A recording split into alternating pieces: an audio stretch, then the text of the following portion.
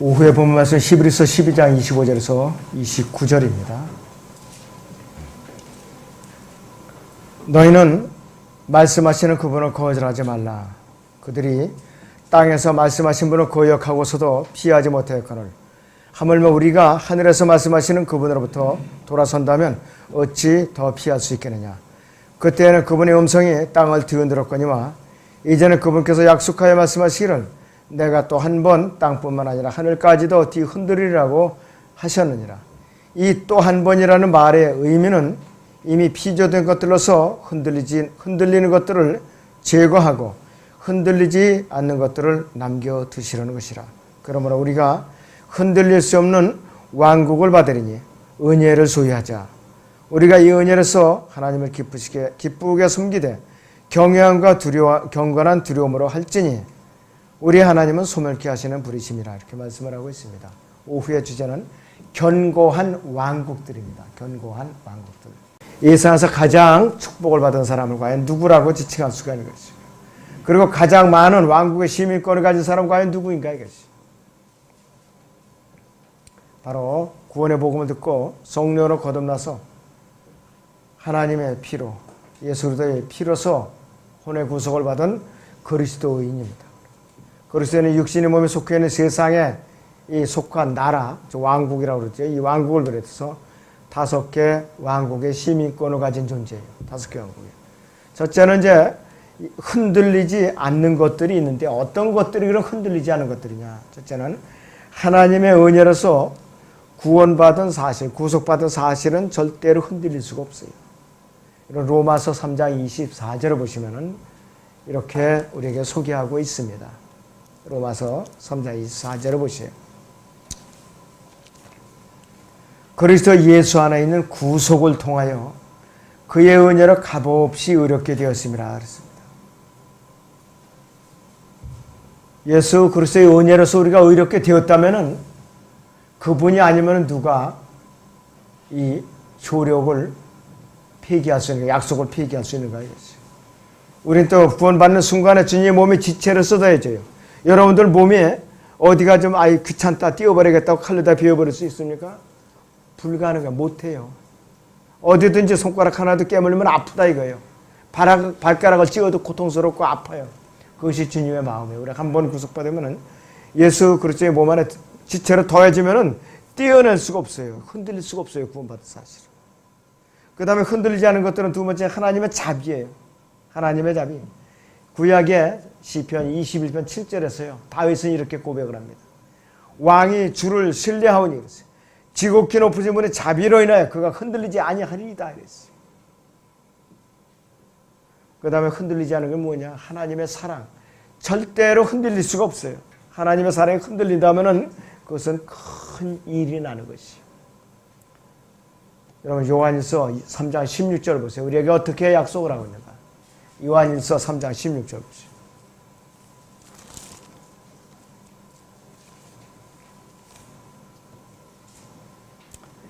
이로써 우리가 하나님의 사랑을 아노니 그랬어요. 이는 그분이 우리를 위해 자신의 생명을 내어놓으셨습니다. 따라서 우리도 형제들을 위하여 우리의 생명을 내어놓는 것이 마땅하도다 그랬어요. 그분이 우리를 위해 자신의 생명을 내놓으신 바로 그 사랑이에요. 그래서 그분이 생명을 내놓으셔까지 십자가에서 그분의 생명을 내놓으셔까지 그분께서 사랑을 우리에게 내놓으셨는데 과연 그분이 기분 나쁘다고 그 사랑을 다시 거둬갈 수가 있는가? 불가능한 것이에요. 흔들릴 수가 없어요. 절대로 흔들릴 수가 없다 이것이. 그리고 우리의 한 번 받은 구원 흔들릴 수 없고 취소될 수도 없고 변경될 수도 없어요. 고린도전서 6장 보세요 여러분들이. 많이 여러분들 읽고 묵상하는 구절이지만은 교리적으로 연관해서 보면 또 새롭다 이것이.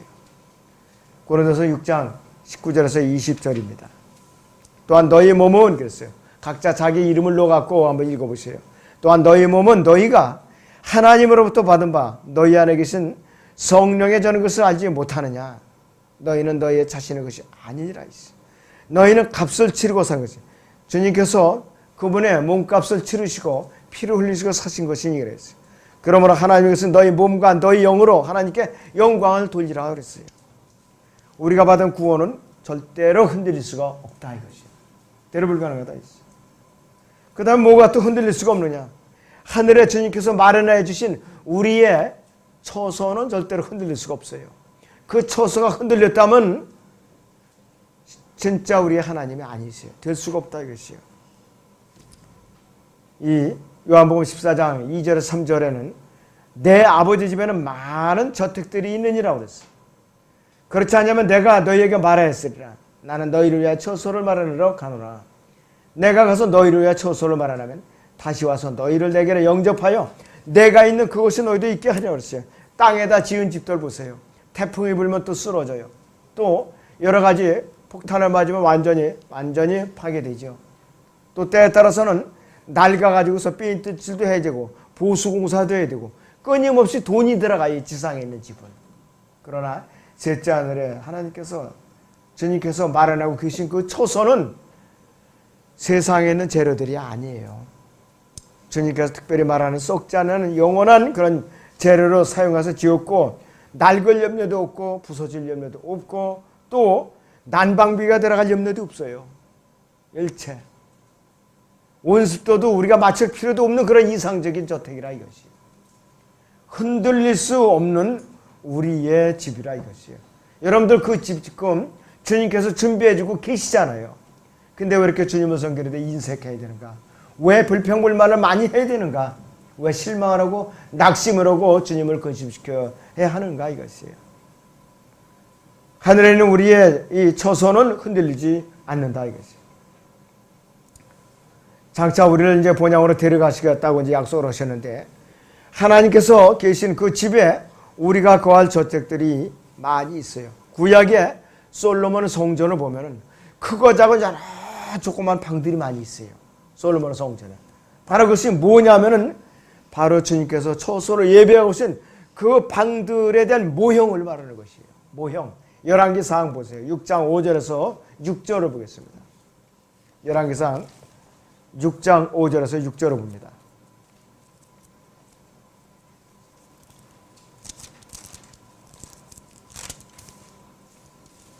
열왕기상 6장 5절에서 6절입니다. 솔로몬 성전인데요. 그가 또 전에 벽을 향하여 주위에 방들을 만들었으니 그 성소와 지성소를 포함한 모든 주위의 벽들을 향해 서더라. 그가 돌아가며 방들을 만들었으니 아래층 방은 5큐빗 너비요 중간층 방은 6큐빗 너비요 3층 방은 7큐빗 너비더라. 그가 전의 벽 바깥에는 돌아가며 좁은 턱을 만들어 들보들이 전의 벽에 박히지 않게 하니라 했습니다. 또 8절에 보세요. 전의 오른편에 중간층 방에 문이 있어 사람들이 나선형의 계단으로 중간층 방으로 올라가고 또 중간층에서 3층으로 올라가더라 그랬습니다. 바로 이 솔로몬 성전에 있는 크고 작은 방들이 셋째 하늘에 주님께서 준비하고 계시는 크고 작은 저택들을 예표라 이것이. 그래서 이 셋째 하늘에 새 예루살렘 안에는 많은 저택들을 예비하고 계세요. 누구를 위해서? 저나 여러분들을 위해서 각자의 섬김에 따라서 그분께서 보상해 주시려고 그렇게 준비를 하고 계시는 거예요. 근데 여러분들 가장 현명한 사람들은 셋째 하늘에다 처소로 잘 준비해 놓는 사람이 가장 아주 현명한 사람이라 이것이. 아주 현명한 사람이라 이것이. 또 이 예레미야서 35장을 보겠습니다. 1절에서 4절을 보면은 그 성전에 있는 이제 방들이 있어요. 예레미야 35장 1절에서 4절까지 봅니다. 유다의 요시야 왕의 아들 여호야김의 날들에 말씀이 주로부터 예레미야에게 임하여 말씀하시니라. 너는 레카빈들의 집에 가서 그들에게 고하여 그들을 주의 전에 방들 중 하나로 데려다가 포도주를 주어서 마시도록 하라. 그래야 내가 하바신의 손자여 예레미야의 아들인 야사냐와 그의 형제들과 그의 모든 아들들과 레카빈들이 온 집을 드리고 주의 전에 들어가 하나님의 사람 잇달랴의 아들인 하나님의 아들들이 방에 왔는데 그 방은 고관들이 방 옆에 있었고 그 방은 문지기 살룸의 아들 마시아의 방 위에 있더라. 성전을 관리하고 제사를 이제 또 지평하는 여러 사람들이 방을 이제 쓰고 있었다라 이거지. 예수님께서는 너희는 마음에 근심하지 말라 이랬고 요한복음 14장을 시작합니다. 1절에서 너희는 마음에 근심하지 말라. 그러면 왜 마음에 근심하지 말라고 그렇게 말씀을 하셨는가? 이유가 세 가지가. 첫째는 예수 그리스도의 이제 계실 그곳은 많은 이제 저택이 마련되어 있다 이것이. 많은 저택이 마련되어 있어요. 두 번째 이유는 뭐냐 이것이. 예수님께서는 그들을 위한 이 세상 성도들을 위해서 이 교회 시대 거듭난 성도들을 위해서 처소를 예비하시기로 그곳으로 가시겠다고 약속을 했기 때문에 근심하지 말라고 그랬어요. 세 번째 이유는 뭐냐. 그 처소가 완성되면 이 땅에 그분의 성도들을 위해서 그분께서 직접 데리고 셋째 하늘로 올라가실 거라 이것이요. 주님께서는 십자가에 못 박혀 죽으시기 때문에 모든 성도들이 거듭난 모든 성도들이 이 왕국에 들어갈 수 있는 권리를 갖게 된 것이라 그랬어요. 예수님께서 우리를 아버지의 집으로 이끌어 가시기 위해서 천사들을 보내서 심부름을 시키는 것이 아니라 즉 대리인을 시키는 것이 아니라 그분께 직접 공중으로 오셔서 우리를 끌어올려서 데리고 올라가신다 이것이에요. 우리를 직접 데리러 오셔요. 누구 시키는가? 천사들을 시키지 않는다 이것이. 자, 그래서 예수님께서 초림하실 때 최대의 사건은 뭐냐? 우리를 위해서 갈보리 십자가에서 죽으신 거예요. 재림 앞으로 이제 미래에 있을 큰 사건은 뭐냐? 그리스도인들에게는 다시 오셔서 우리를 데려가실 휴거가 큰 사건이고 대환란을 이제 겪어서 이 왕국에 들어간 사람들은 지상 재림이 또 가장 큰 사건이라 이거지. 그래서 다시 데리러 오신다. 다시 오시리라는 재림에 대한 약속이 신약에만도 318번이나 이렇게 언급이 되고 있어요. 그리고 구약의 주제 자체는 예수 그리스도의 재림을 말하는 것이에요. 흔들릴 수 없는 여섯 번째는 뭐냐? 하나님의 약속이 있습니다. 하나님의 약속. 여러분들 로마서로 잠깐 보죠. 4장 20절을 봅니다. 로마서 4장 20절부터 그는 믿음 없음으로 인하여 하나님의 약속을 의심하지 아니했고 오히려 믿음에 견고해져서 하나님께 영광을 돌리며 약속하신 그것을 또한 이루실 것이라고 확신하느니라. 그러므로 그에게는 믿음이 의로 여겨지느니라. 절대로 하나님의 약속을 아브라함은 의심한 적이 없어요. 철통까지 믿었기 때문에 그는 독자 이삭을 번제물로 바치려고 칼로 내리치려고 그래갖고 불을 떼어서 번제물을 드리려고 그러는 그 찰나에 하나님께서 저지시켰죠. 양을 준비해 주셨다 이것이. 흔들릴 수 없는 것이 일곱 번째는 뭐냐? 하나님의 신실하심과 완전하심. 절대로 흔들릴 수 없어요. 변경될 수 없다 이것이. 디모데후서 2장 13절을 보죠. 사람의 상태와 하나님의 상태가 어떤가 한번 보자 이것이. 디모데후서 2장 13절을 봅니다. 자, 우리가 믿지 아니하여도 그는 항상 신실하시. 그는 스스로를 부인하실 수 없습니다. 주님을 이제 구속에 영접하여 이제 거듭난 성도들에게는 행실이 부족하고 그가 믿음에 침체되어서 그가 주님과 교제가 단절되어 있을 망정 그분께서는 스스로 나는 너의 주가 너의 구세주가 아니다 이렇게 할 수가 없다 이것이에요. 바로. 그리고 부활하신 주님께서는 완전하신 하나님으로서 무오한 사실들만을 증거하신 분이에요. 무오한 사실들만. 사도행전 1절 3절에서는 주님께서 승천하시기 직전에 이렇게 말씀하고 있어요. 예수께서 고난을 당하신 후 자신이 살아계심을 그랬어요. 그들에게 여러 가지 무오한 증거들로 보여주시고 40일 동안 그들에게 보이시며 하나님의 왕국에 관한 일들은 말씀하셨느니라 하겠습니다. 흔들릴 수 없는 여덟 번째는 뭐가 아니라 새 하늘들과 새 땅입니다. 요한계시록 22장 5절입니다. 요한계시록 22장 5절. 성경적으로 연대기 순으로는 기록이 마지막이에요. 요한계시록 22장 6절부터는 끝절까지 그냥 반복해서 종합을 해놓은 거예요. 요한계시록 22장 5절을 봐요. 거기에는 밤이 없겠고 그랬어요. 그들에게는 촛불도 햇빛도 필요하지 아니하리니 그랬어요. 이는 주 하나님께서 그들을 비추시기 때문이라. 그들이 영원 무궁토록 총치하리라 그랬어요. 그리고 하나님 그 보좌가 거기서 생명수의 강이 흘러나오고 또 그 보좌에서 광채가 나온다 이것이에요. 그래서 우리가 이제 가야 할 새 예루살렘의 도성의 모습이고, 그리고 죄 없는 완전 무결한 우리 그리스도인들이 거주하는 정결한 도성이라 이것이에요. 어떠한 죄도 있을 수가 없고, 온갖 더러움도 있을 수가 없고, 끔찍한 죽음도 없고, 과중한 세금도 없고, 견뎌내기 힘든 질병도 없고, 마음의 상처도 없고, 고통도 없고, 어떠한 슬픔도 없고, 장례를 치르기 위한 묘지도 더 이상 필요 없는 완전 무결한 곳이 바로 그곳이라 이것이에요. 새 예루살렘이라 이것이에요. 여러분들 그곳이 지금 주님께서 준비하고 계셔요. 각자 입주할 거처를 준비하고 계신다 이것이에요. 이것이 바로 흔들리지 않는 것들. 그 다음에 흔들리는 것들이 있어요. 몇 가지가 있는데, 첫째는 우리의 믿음은 언제든지 흔들릴 수가 있어요. 자, 야고보는 이렇게 경고하고 있어요. 야고보 1장 6절에서 8절을 보세요. 어떻게 경고하고 있는가. 야고보서 1장 6절에서 8절을 봅니다.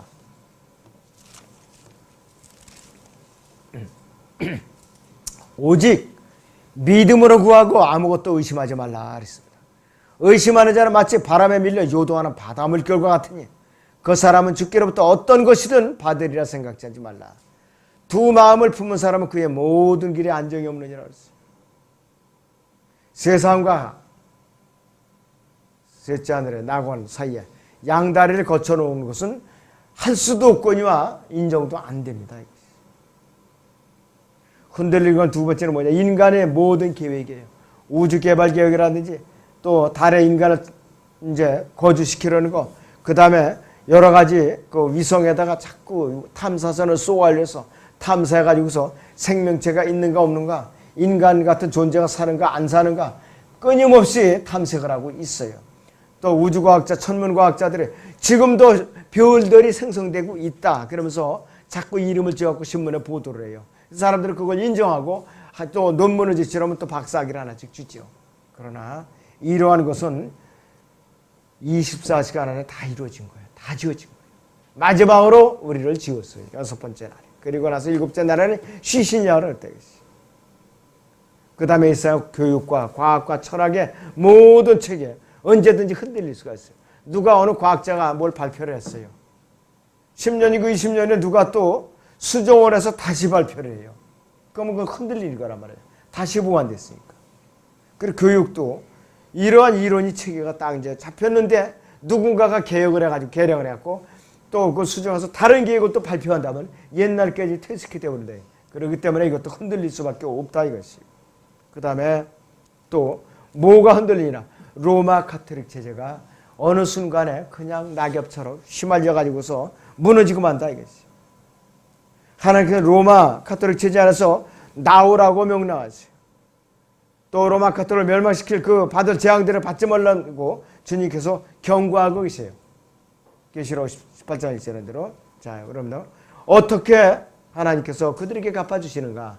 요한계시록 18장 보세요. 8절에서 11절을 보겠습니다. 어떻게 그들을 갚아주시는가 이것이. 요한계시록 18장에 8절에서 11절을 봅니다. 이로 인해 그녀의 재앙들이 하루 만에 닥치리니 죽음과 슬픔과 기근이요 또 그녀는 불로 완전히 태워지리니 이는 그녀를 심판하시는 주 하나님은 강하시기 때문이니라. 그녀와 더불어 행음하고 즐기며 살던 땅의 왕들이 그녀가 불에 타는 연기를 볼 때 그녀로 인하여 울며 애곡하리니 그들은 그녀가 당하는 고통이 두려워 멀리 서서 말하기를 슬프도다 슬프도다 큰 도성 바빌론이요 견고한 도성이요 일시에 너희 심판이 맺구나라고 하리라. 또 땅의 상인들로 그녀로 인하여 울고 애통하리니 이는 이제 자기들이 상품을 사는 사람이 더 이상 없기 때문이라 이렇게 경고하고 있어요. 지금은 이 거대한 로마 카톨릭 체제는 전적으로 세상 왕국들의 상업과 무역으로 유지되고 있어요. 지금 FTA를 계속 체결해 나가요. 경제 고속도로라고 하지만은 종말을 맞이하는 고속도로입니다. 그것이 앞으로 이 FTA에 묶이면 마음대로 취소도 할 수 없고 파기도 할 수가 없어요. 아주 교묘하기 짝이 없는 제도라 이것이. 그렇기 때문에 이 세상 왕국들이 상업과 무역으로 유지되고 있는데 이 로마 카톨릭이 모든 이 나라의 빈부차에는 로마 카톨릭의 가르침으로 수행하는 상업활동에 기인한다. 상업활동.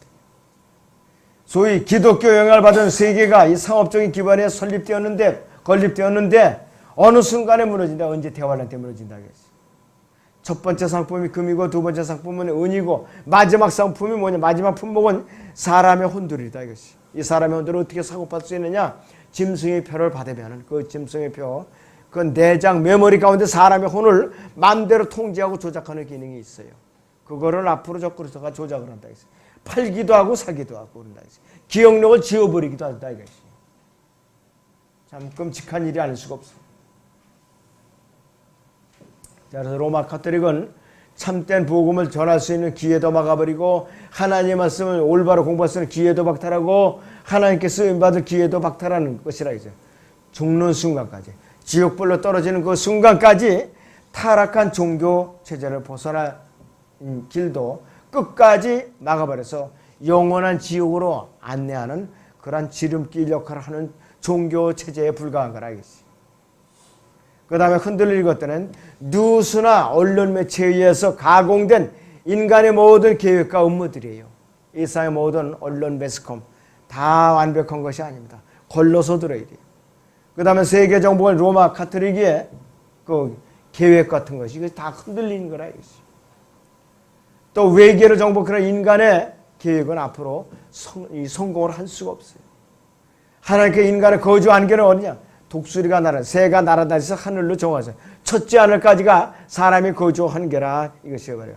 창세기 1장의 26절을 봅니다. 과연 어디까지 한계인가 한번 보시죠. 창세기 1장의 26절을 보겠습니다. 하나님께서 말씀하시기를 그랬습니다. 하나님께서 말씀하시기를 우리의 형상대로 우리의 모습을 따라 사람을 만들자. 그리하여 그들로 바다의 고기와 공중의 새와 가축과 모든 땅과 땅 위를 기어다니는 모든 기는 것을 다스리게 하자. 여기서 보세요. 어느 공간이가. 여기서 바다, 공중, 그 다음에 땅 이렇게 해가지고서 여기서 그 공중은 어디까지냐면 새가 날아다닐 수 있고 항공기가 날아다닐 정상적으로 공기가 존재하는 첫째 하늘까지입니다. 그래서 이 독수리라는 하늘의 한계라 이것이. 여기까지가 인간이 거주하는 게예요. 활동하는 게라 이것이. 모든 우주정보 계획, 하나님을 대적하는 하나님의 영역을 침입하는 영역이라 이것이. 그 다음에 흔들리는 마지막 것은 뭐냐. 땅과 바다와 이 안에 있는 모든 것들이라 이것이. 자, 그런데 흔들리는 정도가 아니라 아주 끔찍할 정도로 흔들려요. 언제? 대환란 때. 요한계시록 6장을 봅니다. 12절에서 16절을 보시죠. 요한계시록 6장 12절에서 16절을 봅니다. 또 내가 보니 어린 양이 6째 봉인을 여실 때 보라 큰 지진이 나며 해가 머리털로 짠 천같이 검어지고 달은 빛처럼 되었으며 하늘의 별들이 마치 무화과나무가 강한 바람에 흔들려 설익은 무화과나무가 떨어지듯이 땅에 떨어지며 하늘은 두루마리같이 말려서 쓸려가고 모든 산과 섬도 각기 제자리에서 옮겨졌으니 땅의 왕들과 위대한 자들과 부자들과 대장들과 힘있는 자들과 모든 종과 모든 자유인이 각자 토굴과 산들의 바위 틈에 숨어서 산들과 바위들에게 말하기를 우리 위에 떨어져서 보좌 앉으신 분의 얼굴과 어린 양의 진노에서 우리를 숨기라. 이는 그분의 진노의 큰 날이 임하였으니 누가 감히 설 수 있으리요 하더라 그랬습니다. 이렇게 앞으로 흔들려서 뒤 흔들려갖고 아주 고통스럽게 할 거라 이것이. 그리고 흔들리는 마지막 것은 뭐냐. 예상하는 모든 종교들이 불교나 모슬렘, 유교, 힌두교, 또 여호와의 증인, 몰몬교, 안식교 등 이사회는 모든 종교 제도들은 다 흔들리고 만다. 왜? 소망이 없고 부활이 없는 것이기 때문에. 부활이 없기 때문에 영원한 생명을 보장할 수 없는 죽은 그 종교 제도들은 다 흔들리고 만다겠어요. 자, 마지막으로는 흔들리지 않은 견고한 왕국들이 있어요. 여러분들이 지금 갖고 있어요. 약속으로 벌써 받아놨어요. 성경에서 말씀하는 흔들릴 수 없는 견고한 왕국에는 네 가지가 있어요. 첫째는 하늘의 왕국. 이 지상에 세워져 천년 통치 왕국이 있다 이것이에요. 주님께서 처음에 공생의 첫 번째 메시지야. 회개하라 하늘의 왕국이 가까웠느니라. 마태복음 4장 17절에서 선포를 하셨다 이것이에요. 본문 11에서 12장 28절에서 흔들릴 수 없는 왕국이라고 그랬어요. 이 왕국은 이스라엘 민족에게 약속된 왕국인데 하나님의 왕국, 영적인 왕국이 아니라 이 땅에 눈에 보이게 세워져서 예수님께서 직접 통치하실 그 왕국이라 이것이에요.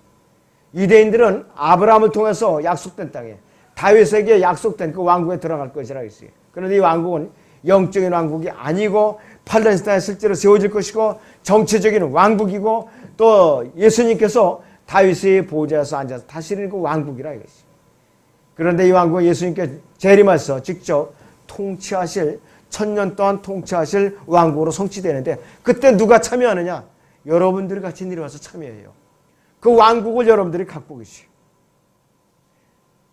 자, 그래서 이 왕국은 예수님께서 공생의 첫 번째 이제 회개하라 하늘의 왕국을 가까웠다고 선포하신 그 바로 왕국인데 흔들릴 수가 없다 이것이에요. 예수님이 직접 세우니까. 두 번째 왕국은 하나님의 왕국. 하나님의 왕국. 흔들릴 수 있는 아주 견고한 왕국이라 이것이에요. 로마서 14장 17절을 봅니다. 로마서 14장의 17절을 보겠습니다.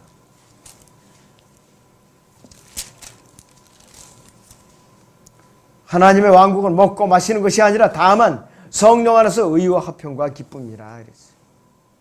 교회 시대 은혜 복음을 듣고 예수로 다시는 구세주를 영접해서 성령으로 거듭나고 혼의 구속을 받은 그리스도인들이 영적으로 들어가는 그 왕국이라 이것이. 이 하나님의 왕국은 하나님께 영원하신 분이기 때문에 왕국도 영원하고 없어질 수도 없고 흔들릴 수도 없다. 이거 파괴될 수도 없는 그런 완전 무결한 왕국이라 이것이. 여러분들 그 거듭나는 순간에 벌써 이미 가지셨어요. 세 번째 왕국은 뭐냐? 영원한 왕국. 영원한 왕국. 성경을 몇 구절 보죠. 자, 고린도전서 15장 24절을 봅니다. 고린도서 15장 24절을 보겠습니다.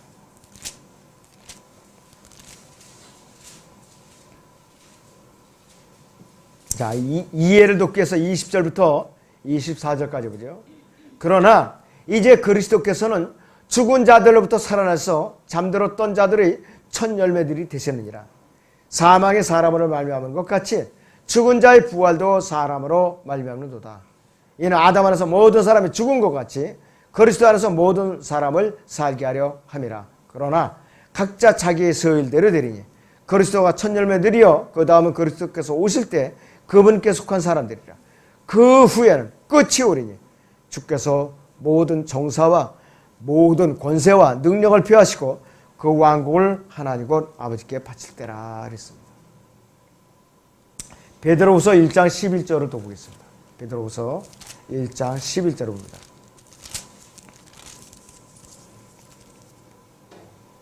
이같이 하면 우리 주 곧 구주 예수 그리스도의 영원한 왕국에 들어가는 입구가 너희에게 풍성하게 마련될 것이니라 그랬습니다.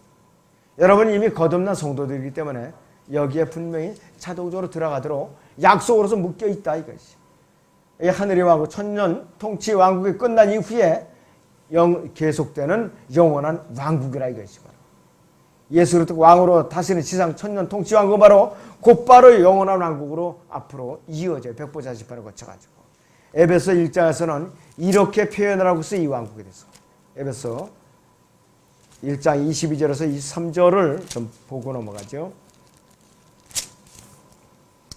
또 만물을 그랬어요. 만물을 그의 발 아래 드시고 그랬어요. 그를 만물 위의 머리가 되겠어 교회에게 주셨느니라. 교회는 그의 몸이니 만물 안에 모든 것들을 채우는 분의 충만이니라 그랬습니다. 이 영원한 왕국에 들어가면은 여러분이 우주 공간에 충만하게 자유롭게 왕래하면서 여행도 하면서 이 새 예루살렘의 본부이면서 우주를 완전히 다 여러분들이 휘젓고 다닐 수가 있다 이것이. 네 번째 흔들릴 수 없는 이 견고한 왕국에는 뭐냐? 하늘 왕국인데요. 디모데후서 4장 18절인데 어떤 왕국인가 한번 보세요. 디모데 후서 4장 18절을 보겠습니다. 자, 여기 보시면 이렇게 말씀하고 있죠. 주께서는 나를 모든 악한 일에서 구해내시고 그의 하늘 왕국에 이르기까지 헤븐리 킹덤이라고 되어 있어요. 나를 보호하시리니 영광이 그분께 영원 무궁토록 있기를 원하노라 그랬습니다. 바로 누가 목격했던 그 왕국인가 하면은 사도 바울이 사도행전 14장 19절에서 돌팔매를 맞고 실신해갖고 루스트라 성읍에서 뒹굴고 있을 때예요. 죽은 줄 알고 갖다 버렸거든요, 밖에다. 고린도 후서 12장 1절에서 4절을 봅니다. 그의 혼이 셋째 하늘에 올라갔던 거예요. 그 셋째 하늘에는 나곤이라는 왕국에 올라갔다 이것이요. 고린도 후서 12장 1절부터 4절까지 봅니다. 자, 정녕 자랑하는 것이 나에게 유익하지 못하나 내가 주의 환상들과 계시들을 말하리라. 내가 14년 전에 그리스도 안에서 한 사람을 알았는데 그가 몸 안에 있었는지 나는 말할 수 없고 몸 밖에 있었는지 나는 말할 수 없지만 하나님께서는 아시느니라. 그 사람의 셋째 하늘로 끌려 올라가느니라 했어요. 내가 이런 사람을 아노라. 그가 몸 안에 있었는지 몸 밖에 있었는지 나는 말할 수 없지만 하나님께서는 아시느니라. 그가 낙원으로 끌려 올라가서 말로 다 설명할 수 없는 말을 들었는데 그것은 사람들에게 말하도록 허락되지 않은 것이라다 했습니다. 바로 하나님의 보좌가 있고 어린 양이 계시고 또 대제사장으로 하나님 오른편에 우리 위에 중보하고 계시고 24 장로들이 있고 그룹들과 천사들이 있고 앞서간 성도들의 혼들이가 있는 낙원이 있는 곳을 바로 셋째 하늘이라고 말하고 있다 이것이요. 요한계시록 4장 1절 11절의 그 상황이고 요한계시록 5장 6절에서 8절의 그 모습이 바로 셋째 하늘 그 하늘 왕국의 모습을 묘사하고 있는 거라 했어요. 그런데 이 교회 시대에 구원받은 우리 그리스도들 저나 여러분들은 이 네 가지 왕국에 모두 속하게 되는 특권을 이미 받은 사람들이에요. 영원 무궁토록 왕이신 예수 그리스도와 함께 이 안에 거한다 이거예요. 바로 여러분 불평 불만 이런 메시지를 들을 때마다 여러분들이 자백을 해야 돼요. 감사해야 된다 이거죠. 이 세상 사람들이 아무리 금은부화를 쌓아갖고 이 왕국들을 사들이려고 해도 돈 주고 사고 팔 수 있는 왕국이냐 이것이에요. 영적으로만이 해결되는 왕국들이에요. 아무리 세상에 천문학적인 재산을 가진 재벌이 있을지라도 단 한 왕국도 차지할 수가 없어요. 거듭나기 전에 안 된다 이것이에요. 예수 그리스도 안에서만 우리가 가질 수가 있어요. 돈 갖고 매매 계약을 하는 게 아니에요. 이거 다 우리가 여러분들이 거저로 다 취득해요. 다만 이 지상의 하늘의 왕국, 이 자천년 통치 왕국에서는 섬김과 고난이 있어야만 거기서 유업을 받죠. 그러나 유업을 못 받더라도 우리가 비록 한량이긴 하지만 내려와서 생활할 수 있다 이것이. 그러니까 소유권을 우리가 갖죠. 얼마나 우리에게 감사한 일들이냐 이것이. 히브리서 12장 28절 다시 보겠습니다. 히브리서 12장 28절. 그러므로 우리가 흔들릴 수 없는 왕국을 받으리니 은혜를 소유하자. 우리가 이 은혜로서 하나님을 기쁘게 섬기되 경외함과 경건한 두려움을 할지니 이랬어요. 그래서 여기서 은혜는 섬김과 관계가 있어요. 우리에게 은혜는 섬김보다는 구원의 관계가 비중이 높죠. 우리는 행위가 아니라 오직 믿음으로만 구원을 받았기 때문이라고 했어요. 그러나 은혜가 구원이 아니라 어떤 다른 것과 연관되어서 사용될 때는 그 은혜는 다른 의미가 있는데 뭐냐? 섬김과 도움심과 관계가 있는 은혜라 이것이요. 필요한 때 히브리서 4장 16절에 있는 대로 필요한 때 도우시는 은혜라 이것이요. 우리의 매 순간마다 삶에 있어서 하나님의 도우심이 필요할 때마다 우리를 도와주시고 보살펴주시고 힘을 주셔서 모든 영적 싸움에서 승리하도록 베푸신 은혜라 이것이. 이것이 바로 도우시는 은혜라 이것이. 자, 그래서 우리는 은혜로 인해서 하나님을 기쁘게 섬길 수가 있어요. 자, 우리에게 필요한 때에 도우시는 은혜가 우리에게 따라다니지 않는다면 우리는 영적 싸움에서 승리하기 힘들어요. 그분을 기쁘게 섬기는 것이 아니라 매사에 그분 앞에서 짜증만 내요. 심통만 부리고 불평만 하고 낙심만 한다 이것이. 그래서 이 도우시는 은혜가 항상 여러분과 따라다니도록 우리가 멀리해서는 안 되는 은혜예요 이것이. 감사가 넘쳐야 돼요. 성령으로 충만해야 된다 이것이. 뿐만 아니라 예수 그리스도께서 우리와 함께 하시지 않는다면은 우리는 예수 그리스도를 섬길 힘도 가질 수가 없다 이것이. 그렇기 때문에 그리스도인 하나님을 섬기는 영적인 제사는 어떠해야 되느냐. 히브리서 12장 28절 다시 봅니다. 우리가 이 은혜로서 그랬어요. 도우시는 은혜입니다. 우리가 이 은혜로서 하나님을 기쁘게 섬기되 경외함과 경건한 두려움으로 할지니 그랬어요. 경외함과 경건한 두려움으로 할지니 그랬어요. 이 말씀과 우리의 섬김의 자세가 일치되어야 된다 이것이. 대부분의 사람들은 하나님을 두려워한다. 이 말을 할 때에 이 두려움은 무서워서 떠는 것이 아니라 경건한 두려움이라고 말을 하고 경외라는 말로 바꿔서 부르기도 하지만 성경에서 이 경건한 두려움이나 또 경외함을 표현하고자 할 때는 말 그대로 그냥 경건한 두려움이라 이것이. 단순하게 그냥 두려움이라는 말만 할 경우 희열하는 말 대부분은 그냥 무서워서 벌벌 떠는 거 그것을 그냥 두려움이라고 말하고 있어요. 성경은 때에 따라서는 하나님을 두려워하고도 말하고 하나님을 사랑하라고도 말하고 또 하나님을 경건하게 두려워라고도 말하는데 우리는 이 세 가지 용어들이 다시 말하면 하나님을 두려워하라, 하나님을 사랑하라, 하나님을 경건하게 두려워하라 이 세 가지가 균형을 이루도록 우리는 주님 앞에 처신을 잘해야 된다. 우리는 현재 흔들릴 수 없는 견고한 왕국들을 과연 내가 소유하고 그 안에서는 확신하는 가운데 기쁨을 누리고 있는가 없는가 중요합니다. 여러분들 그 기쁨이 확실하게 나한테 생생하게 내가 의식할 수 있을 때에 이 사람은 진정한 그 그리스도인에서 성령으로 충만한 사람이에요.